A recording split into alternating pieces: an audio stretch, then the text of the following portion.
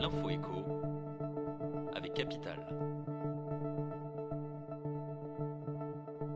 On démarre avec la question du jour. Contribution ou taxe sur les superprofits, quelle est la différence? Alors que la hausse des prix de l'énergie préoccupe les ménages, Emmanuel Macron va plaider ce vendredi, à Bruxelles, pour la mise en place d'une contribution européenne des opérateurs énergétiques.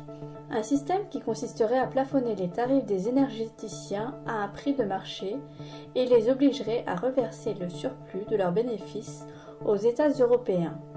Un projet qui s'oppose à la taxe nationale sur les superprofits, réclamée par la gauche dans l'Hexagone et consistant à taxer les bénéfices de toutes les entreprises françaises qui ont réalisé des profits importants grâce à la crise énergétique.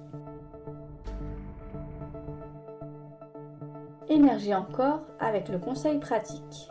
Entre l'explosion des prix et l'impératif de sobriété énergétique, il devient nécessaire de diminuer votre consommation. Certains gestes simples et souvent indolores vous permettent de réaliser de grosses économies d'énergie, comme par exemple de diminuer le chauffage d'1 petit degré ou de moduler la température de votre ballon d'eau chaude.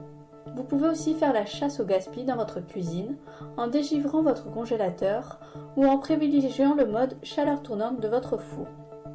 Capital a compilé les meilleurs réflexes à adopter et surtout les économies qu'ils vous permettront de réaliser.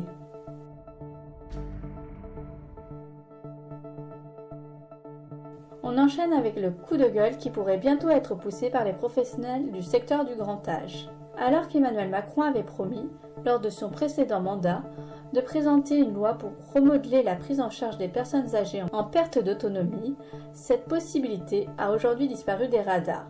Des mesures pourraient bien figurer dans le prochain budget de la Sécu, notamment sur l'aide à domicile, mais pas de grandes réformes en vue. De quoi décevoir les associations et entreprises de ce domaine qui demandent cette grande loi depuis des années.